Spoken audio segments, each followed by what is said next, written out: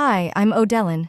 2 weeks ago, my sister screamed at me in front of our parents, "You've ruined our lives." And they nodded. Like it was true. I didn't yell, I didn't cry, I just walked out, with nothing but my bag, and silence. But this morning, I woke up to 14 missed calls. Now they say they need me. So, what changed? Before we dive in, what time are you listening to this and where from? Drop a comment. Because maybe you've been erased too, until they realized they needed the one they discarded. It was already dark outside, but the air inside the house felt even heavier. My sister Seraphine sat perfectly perched on the edge of the family's oversized cream sectional, her ring light glowing like a halo around her.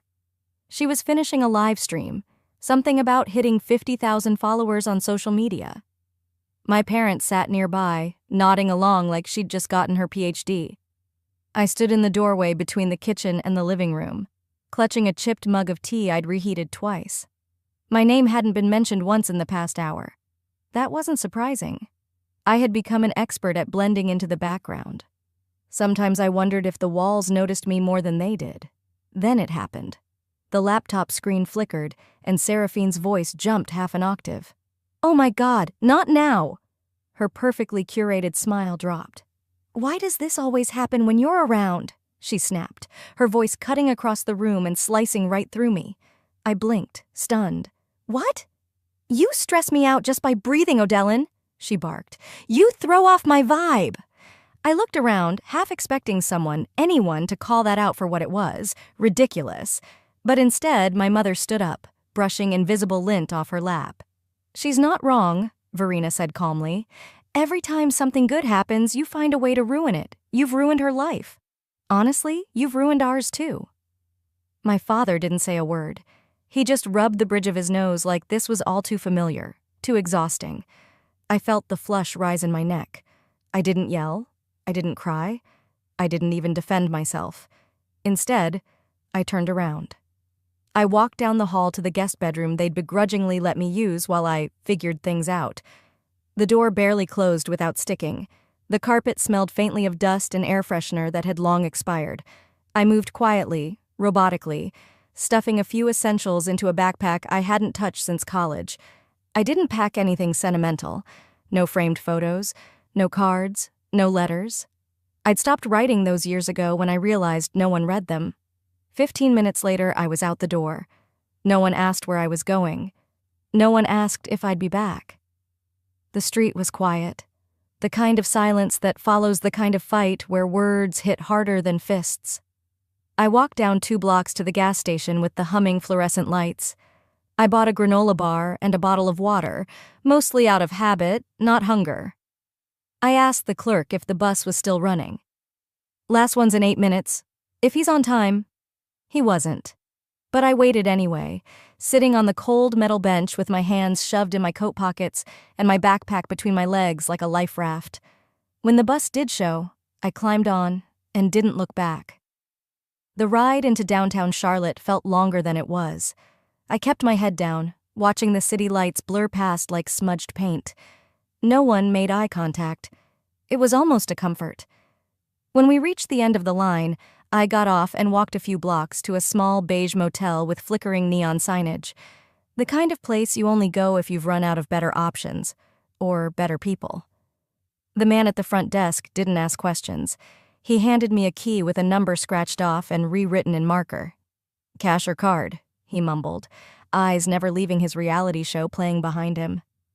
I handed over my last $42. The room smelled like old cigarettes and cleaning fluid that didn't quite mask anything. I dropped my backpack near the foot of the bed and sat on the edge of the mattress. It creaked beneath me, loud in the quiet. I didn't undress. I didn't cry. I just stared at the water stain in the ceiling above me.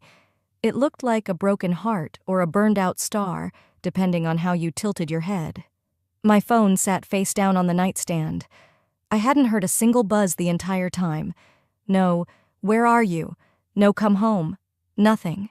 And then it vibrated. Just once. I reached for it, half hopeful, half numb. A notification popped up.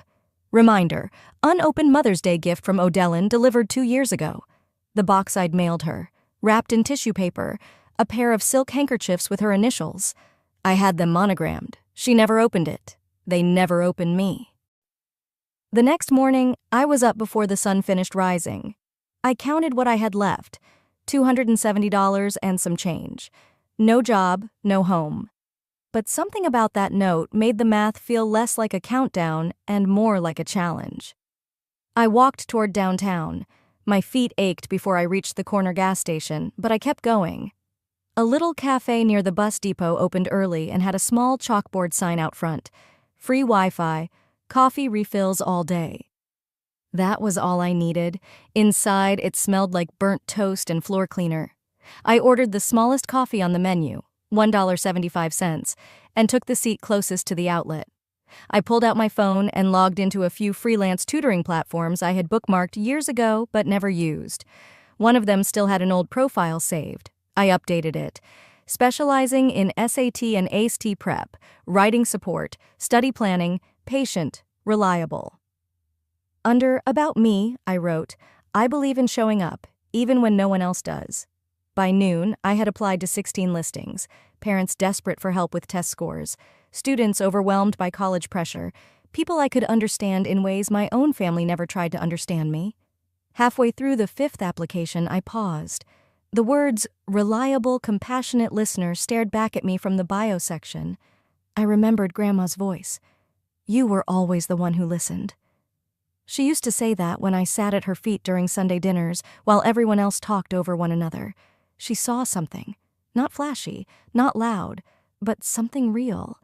I swallowed hard, thinking back to the funeral. We were standing in the reception hall, surrounded by polite people with bad coleslaw. A family friend I barely knew leaned in gently and said, Your grandmother's second letter was beautiful. I hope it brought you peace. Second letter? I blinked at her. I only got one. Her face fell, confused. Oh, I must have been mistaken. She said she wrote you another, 8 months before she passed. I'm sure it got to you. But it never did. And when I asked my mother about it, 3 days after the funeral, still trying to give her the benefit of the doubt, she didn't even blink. Oh, it wasn't anything important.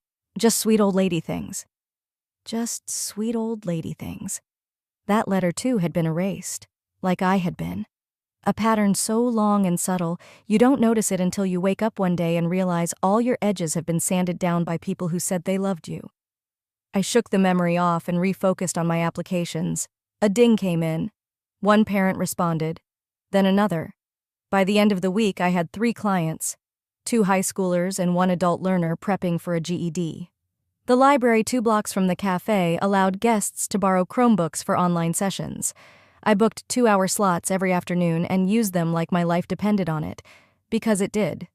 The pay wasn't much, but every dollar felt earned. And the students, they listened. They asked questions. They said thank you. One girl named Riley said during our second session, You're the only person who's explained this in a way that makes sense.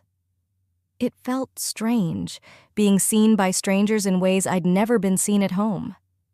That evening, I returned to the motel and recorded my income on the back of the same receipt from when I checked in. I wrote down the tutoring hours, the payments I'd received on PayPal, and how much I could afford to spend next. 2 more nights. I looked around that tiny room. It smelled faintly of bleach and damp curtains, but it was mine for now. And that was enough. For the first time in years, I felt the slightest thread of pride uncoil in my chest. They never noticed what I was building, I said aloud to no one, because they never thought I could. It wasn't just bitterness, it was clarity, cold and clean. I lay down, still wearing my jeans, too wired to sleep. The motel buzzed with faint conversations through the wall and the whir of a vending machine outside. Just as I was about to put my phone on silent, a post popped up on my feed. Family is who shows up when it matters. Don't ever forget that. It was Seraphine's caption. Her face gleamed next to our mother's, both holding glasses of something bubbly. I barely registered the fake smiles before my eyes locked onto something behind them, a photo on the wall, the family portrait. But I wasn't in it. I stared at the photo, my thumb instinctively zooming in. My eyes locked on the familiar hallway wall. Same textured beige, same soft shadow from the hallway lamp. but the frame was different. Gone was the old family portrait we took when I was 16, back when everyone still pretended I belonged. In its place, a glossy new photo. Seraphine in the center, of course. Mom on one side, beaming in her cream cardigan. Dad, stiff but smiling as if coached. Even the dog, Sprout, the golden retriever they got after I moved out, sat proudly in front. It looked like a campaign ad for some Hallmark version of our family. Only I wasn't in it. Not a mention, not a trace. Just a clean, cheerful slice of life, trimmed to remove the messy parts. I didn't cry. I thought maybe I would. But all I felt was a slow, rising heat in my chest. Not sadness, not quite rage either. Something quieter, heavier, like watching someone throw away a letter before reading it, and realizing it was yours. I sat on the edge of the motel bed, the phone still glowing in my hand. A few years back, I might have told myself they probably just needed a smaller frame. Or maybe they didn't realize I'd notice. But not this time. This wasn't an accident. It was official. I'd been erased. Not metaphorically, not emotionally, physically. I scrolled back to other photos on Seraphine's page. Throwback to the good old days. Family dinner last Sunday. Grateful for my tribe. There I was, always barely in frame or cropped out entirely. And now, I was just gone. A wave of memory pulled me under. I was 9, standing on a stool so I wouldn't be too short for the group photo at church. Everyone laughed when Seraphine joked, "Odellin always looks like she photobombed us." That time, Mom did defend me, kind of. She said, "She's just shy, that's all." But they moved me to the end of the lineup anyway. Out of frame was easier. I blinked away the memory and reached for my tote bag, needing to distract myself. I began organizing my tutoring inquiries, replying to students, filtering messages. It was busy work until I opened the spam folder. There it was. A subject line I nearly missed. Family podcast opportunity. Sent by Seraphine. I had been CC'd. My stomach clenched. I opened it. A short professional note to a PR rep, pitching an episode featuring modern family dynamics through the lens of resilience and social media influence. And then, at the bottom, "My sister? She's just bitter and emotionally unstable. We don't talk for a reason. I don't want her involved. It's taken years to rebuild the family's image." My hand tightened around the phone. I could hear the ringing in my ears. I reread the line 3 times, each word louder than the last. Bitter, unstable, rebuild. I didn't cry. I didn't scream. Instead, I took a screenshot, then another. Then I printed the email from the library the next morning and taped it on the motel wall, right next to Grandma's letter. The words sat side by side, like a before and after. One believed I could build, the other believed I didn't matter enough to be seen. I grabbed a pen. On the motel notepad, I started mapping it all out. Dates, comments, moments. The slow erasure, the dismissals, the behind-the-back insults that had finally come out in writing. It didn't feel petty anymore. It felt necessary. Later that week, a message popped up from a Dallas-based SAT prep group. They'd reviewed my profile and wanted to onboard me for virtual sessions, $75 per student, a number I hadn't seen in years. It meant I could stop living off dollar coffee and hope. I accepted the offer without celebration. No jumping, no smiling, just a steady kind of satisfaction. The kind that stays quiet because it doesn't need to be seen. By Friday evening, I had enough to put down for a small room in a shared apartment a few miles out. Not a palace, but something with a door that locked and no blinking neon sign outside. I sat on the bed, tracing the edge of the email with my thumb. I wasn't angry anymore. I was awake. There's a difference. A knock on the motel door startled me, sharp, hesitant. I stood slowly and opened it. There she was, Miles, my former best friend. Her face looked thinner, tired. She clutched something in her hands, something wrapped in an old dish towel like it had been hidden. "Odellin," she said softly. "They told me you were in trouble. I didn't believe them, until I saw this." I stepped aside to let Miles in, and she hesitated like she didn't belong, like crossing that threshold meant betraying someone. She held out a small envelope, the kind I used to buy in bulk from that stationery shop near the library. My name was written on it in my own handwriting, soft, rounded letters I hadn't used in months. My chest tightened. "It's still sealed," she whispered. "Odellin, I found it in your mom's desk, under a stack of expired coupons." I didn't reach for it right away. I just stared. "I wasn't snooping," she said, setting it gently on the little table by the microwave. "I was dropping off something for Seraphine. Verena had me waiting in the kitchen. And it was sitting there, like it meant nothing." I finally picked it up. The envelope hadn't been torn or wrinkled. It looked exactly like it did when I walked it to the mailbox last year. My mother's birthday. I'd saved up for weeks just to load a gift card to her favorite cafe and wrote a letter inside about second chances, about trying again, about maybe healing. She never opened it. Mylis sat down across from me. Her mouth opened like she wanted to say more but didn't. I slid a fingernail under the flap. The paper peeled back without resistance. I pulled out the card and the note, unfolded the soft pink sheet. "Mom, if there's still a space in your heart for me, I'd like to sit there again. Not asking for everything, just a call back. I miss our Tuesday talks. I miss you. Love, Odellin." I read it twice. Then I folded it back. I didn't say anything. I couldn't. Even the words I sent them didn't matter. Not enough to open. Not even enough to throw away. Just tucked under coupons and forgotten. Like a scratch-off that didn't win. Mylis finally spoke. "That wasn't all I found." She reached into her tote and slid a few printed pages across the table. "Seraphine's new site, the Success Academy, or whatever she's calling it. I used to help you build this stuff, remember? I'd know your voice anywhere." I scanned the first page, then the next. My breath caught. She'd lifted it all, the intro text, the diagnostic rubric I'd spent months refining. Even my diagrams, the same layout, same color palette. Only now it was under Seraphine's name, her photos, her brand. "She said you gave it to her," Mylis added quickly. I knew that was a lie. I laughed, one of those short, breathless sounds that die before they reach your throat. "Even my sidebars," I muttered, "even the section headers." My voice shook, but I stayed still, like movement would let the betrayal crack wider. Mylis sat quietly while I took it in. A few hours later she left, hugging me tightly, then slipping out the door with tears in her eyes. The room was quiet again. I sat on the floor, my back against the cheap wood-paneled wall.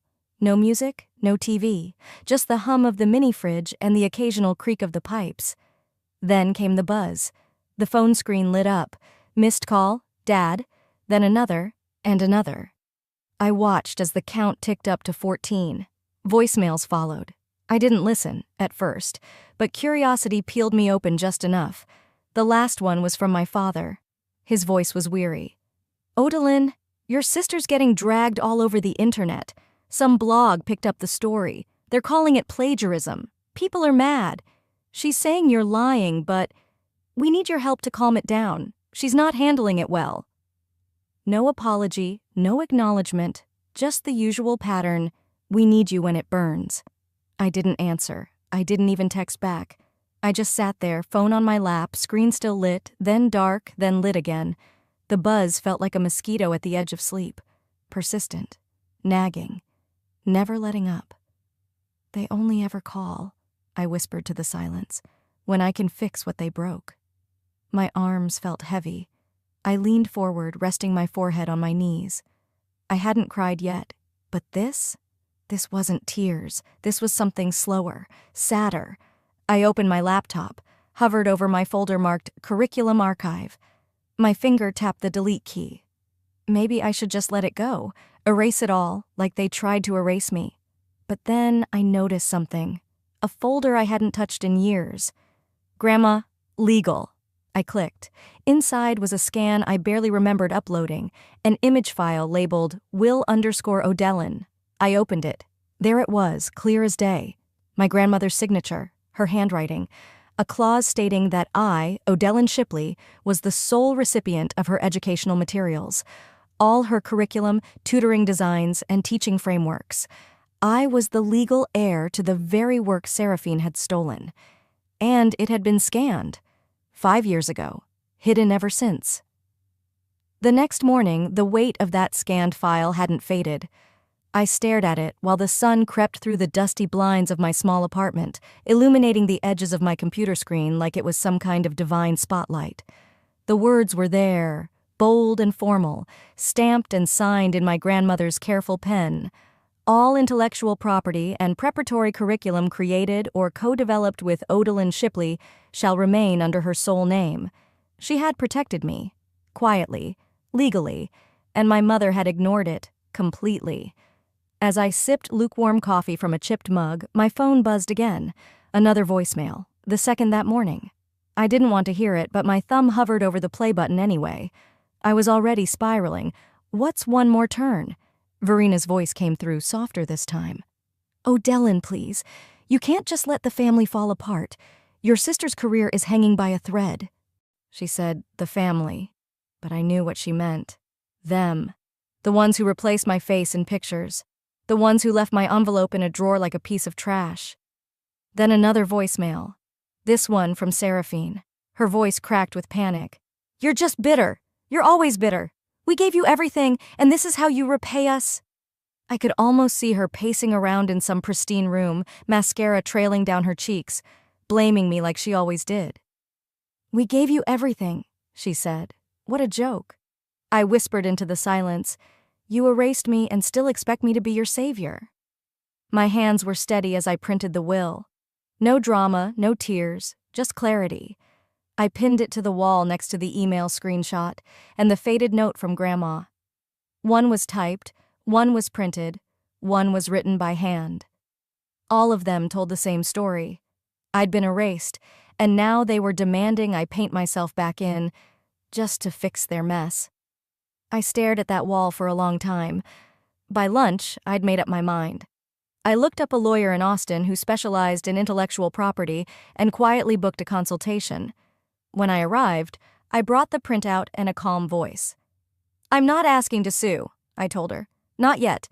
I just want this documented, verified, and publicly filed. I want ownership to be formal and known." The lawyer, a woman in her 50s named Margot, raised an eyebrow after reading the will. "You don't need a lawsuit to take back what's yours," she said, tapping the page. "You just need a notice." I left her office with paperwork in hand, sunlight warming my back, and something inside me I hadn't felt in years. Control. But peace? That didn't last long. That night, there was a knock. 3 raps, firm, familiar. I looked through the peephole and nearly stepped back in disbelief. Verina, Gareth, and Seraphine. I opened the door but didn't invite them in. We stood in the narrow hallway. The air felt sharp, like everything between us had hardened into glass, ready to shatter if anyone raised their voice. Verina looked exhausted. Her lipstick was faded. Her hands trembled. Gareth said nothing. He never did. Seraphine's eyeliner was smudged. Her curated shine was cracking, and she knew it. "We made mistakes," Verina began, clasping her hands. "We know, but family means forgiving." I didn't blink. "No," I said softly. "Family meant not burning my letters. It meant opening my envelope. It meant saying my name in your family appreciation posts." Verina looked down. I turned to Seraphine. She met my gaze like a child who'd been caught but didn't know how to be sorry. "This time," I told them, stepping back, "I'm not the one fixing your mess." I didn't slam the door. I didn't yell. I simply closed it with a click and turned the lock. Later that night, after showering off the tension and pouring myself some chamomile tea, I checked my email and froze. A bold red notification greeted me. "Your professional site has been flagged and temporarily suspended due to multiple copyright violation claims." I clicked the details. Someone, an anonymous IP, had filed claims against my own curriculum. My stomach twisted. They'd come back for me. Not with words, with paperwork. They tried to erase me one more time. But now I was ready. By the time I opened my eyes, the sky outside was already a dull gray. One of those mornings where light feels more like pressure than promise. I reached for my phone automatically, expecting the usual overnight tutoring emails or calendar pings. Instead, the first thing I saw was a red flag banner on my screen. "Your website has been temporarily suspended due to a reported copyright violation." I sat up, heart pounding but hands steady. A second notification followed, then a third. The subject lines were nearly identical. Urgent, copyright claim review pending. At first, I thought it was some glitch or bot, but when I clicked through and saw the claim details, my blood went cold. Proprietary content in use without consent. There was no sender name, just an anonymized IP address tied to the complaint. But Margot, my attorney, was already ahead of me. Within the hour, she called. "It traces back to Seraphine's branding agency," she said flatly. "It's not a coincidence." I didn't scream. I didn't cry. I took a breath, opened a new folder, and began. I took screenshots of every page, every time-stamped lesson, every outline, every diagram I'd created. I retrieved the PDF of my grandmother's will, highlighted the exact clause that secured the intellectual property. I even included early drafts I'd saved on a cloud backup, dated before Seraphine had even launched her academy. I wrote the counterclaim with the tone of someone who had nothing left to prove. "I don't scream anymore," I typed to myself while organizing the files. "I document." That same afternoon, I sent an email. Not just to the board hosting my platform, but to all my tutoring clients and professional contacts. No dramatics, no accusations, just a clean, composed message. In light of recent confusion, please find attached original course materials, timestamps, development drafts, and my legal rights to the content, as secured through notarized family documents. I appreciate your continued trust. A few replies rolled in within minutes. Most were supportive. A few expressed surprise. But one message stopped me cold. A parent I had worked with the previous fall, a single mom from Houston, wrote, "Your course saved my daughter's future. Don't let them take this from you." That one, I printed. I placed it next to the will on my wall. One paper born of blood, one born of effort. Together, they meant something real. By evening, the storm had started brewing, this time not mine. Seraphine posted a cryptic update on her main page. "People love to take credit once the hard work's done. Funny how that works." But the internet wasn't buying it this time. Within the hour, someone, an intern she must have let go without a second thought, posted screenshots, timestamps, chat logs, even early Canva templates, all tied to me, all dating back years. The comment section beneath Seraphine's post turned fast. "This looks like a textbook case of erasure. Wait, why is Odellin not credited on anything? Y'all believe the family brand too easily." I didn't respond. I didn't need to. Instead, I sat on my worn couch with a cup of peppermint tea, legs curled beneath me, laptop in my lap. For the first time in a long time, I didn't feel small. I felt still, strong. Then, just past 10 p.m., Margot called again. "Odellin," she said cautiously, "I don't want you to panic." I paused, heartbeat slowing to a steady rhythm. "Tell me." "Seraphine's team just filed an emergency injunction. They're trying to block your site permanently. And..." She hesitated. "Your name is now being dragged in a Reddit thread that's gaining serious traction." So this was their last swing. Not a conversation, not an apology, an ambush. I set down my mug carefully and looked at the papers on the wall. This wasn't just personal anymore. It was public. And now, it was war. The next morning, I didn't rush to check my inbox. I made coffee, let the kettle hiss and breathe. I took my time cracking the window, letting in just enough cold air to feel awake. Only then did I open my laptop. The subject line was waiting. "Formal injunction filed, cease and desist pending court review." Margot had warned me. Still, seeing it in black and white knocked something loose inside me. It wasn't just a challenge to my work. It was a move meant to bury me. Below the message was a copy of the injunction. My name, my course, my students, all temporarily frozen. Almost simultaneously, a viral Reddit thread was passed to me. At first, I didn't click, but curiosity, or maybe defiance, got the better of me. My sister stole everything from me and turned our family against me. The username was generic, but the phrasing? It was textbook Seraphine. The narrative flipped. Now she was the victim. Now I was the jealous sister, out for revenge.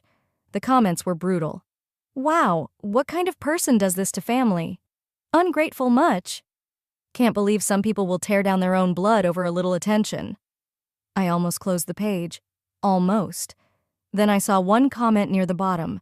Funny how the receipts always show up when the loud ones overplay their hand. It stopped me cold. It wasn't loud. It wasn't long. But it reminded me. I had the receipts, all of them. I didn't waste another second. I pulled up my webcam, kept the room dim, no makeup, no angles, just me. And I spoke. Not with anger, not with apology. I placed the printed will in front of me, read the paragraph aloud, the clause about ownership. I showed the signed page, then screen shared the original curriculum files, the drafts, the timestamps, the side-by-side comparison of her rebranded content, and finally, the emails, the one from her agency, the one from her PR team, all with my name scrubbed out. When I finished, I looked directly into the lens. They say silence is strength, I said quietly, but sometimes truth needs a voice. This is mine. I didn't add music, no dramatic cut. I didn't ask for support or sympathy. I just clicked upload and let it go. Within 2 hours, my phone didn't stop buzzing. Old clients shared the video. This woman helped my son pass his GED. She worked with my daughter when no one else would. She's the reason my kid got into college. A teacher I'd collaborated with reposted my slides. A blogger I'd never met stitched the video on TikTok, praising the calm clarity. Even the Reddit moderators took action, labeling the original thread a misrepresentation and locking the comments. Something was shifting, slowly, but undeniably. Late that night, I got a voicemail from my mother. Her voice was low, not performative, just tired. "We're sorry. Not for everything, maybe not yet, but for now. For letting it happen. You didn't deserve that, Odellin." She didn't ask me to call back, and I didn't. That part of me, the one that wanted to hear those words since I was 9 years old, didn't jump. It didn't reach. It just listened and let it settle. A few hours later, there was a knock on my door. No one I knew had said they were coming. I opened it slowly. A delivery man stood there holding a small box and a clipboard. "Certified," he said. "Signature required." I signed, closed the door, sat on the edge of my bed and peeled back the seal. Inside was a single envelope, legal-sized, cream paper, from Seraphine's lawyer. I opened it and read. Proposed settlement agreement enclosed, confidentiality required, full rights and name restoration in exchange for non-disparagement. They were offering a deal, a silent end, a trade. But they were wrong about one thing. Silence didn't protect them anymore. It just bought my answer. The check didn't tremble in my hands. It was heavy, yes, 6 figures worth of forgive and forget. But my fingers stayed steady as I unfolded the NDA behind it. Withdraw all claims, delete the video, never speak publicly again. It was the kind of offer that came dressed as resolution, but stank of control. I read it twice. Once as a woman who had spent too many years second-guessing herself. Then again as the woman I'd become, no longer looking for permission to be heard. And then I walked to my shredder, slid in the papers, and listened as the blades turned their silence into dust. That afternoon, I posted my final statement. No video this time. Just a still image, my name, my credentials, and the words, "You don't owe people silence just because they shared your last name. I won't take hush money for pain I never caused." By nightfall, it was everywhere. Women from all over, former educators, daughters who'd been gaslit out of inheritances, sisters who knew the sting of being scapegoated, began sharing it. Not for sympathy, but because it named something they couldn't say themselves. One message read, "I thought I was the only one. Thank you for saying what I couldn't." In my new home office, where I no longer needed to ask for a chair at the table, I hung the wrinkled paper I'd carried since that motel room. "You will build what no one sees today." It rested beside the official letter from my lawyer. Ownership affirmed, IP registered, curriculum protected. The desk was modest. The window overlooked a bus stop, but it was mine. I haven't heard from my family since. Not on birthdays. Not when Seraphine's site was permanently shut down. Not when word spread that Mom had quietly sold the house. Some said it was to cover the legal fallout. Others whispered she'd just had enough. But I didn't wait for gossip. I didn't need apologies printed in ink or whispered through other people's mouths. They weren't monsters, just people who made me one when it was easier than looking in the mirror. I didn't fight to punish them. I fought to free myself. And freedom, it's quieter than I imagined, but not empty.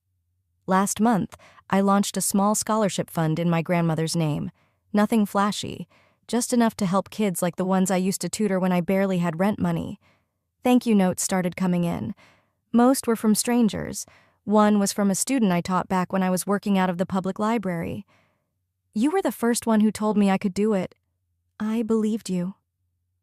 I sat with that letter for a long time. Not because it hurt, but because it didn't. This was the life I built in the silence they once thought would bury me. A few days ago, I printed a second copy of my grandmother's note. I folded it into an envelope. No return address, no message, just those words. "You will build what no one sees today." I mailed it to a girl I once tutored, who'd quietly told me her parents thought she was too much. Who'd been told to stop dreaming so loud, because maybe one day she'll find herself alone in a motel room, and maybe those words will do for her what they did for me. Have you ever stopped chasing the apology that never came, and realized peace was the real closure? Have you ever been erased by your own family and still found the strength to build something lasting? Share your story below. I read everyone.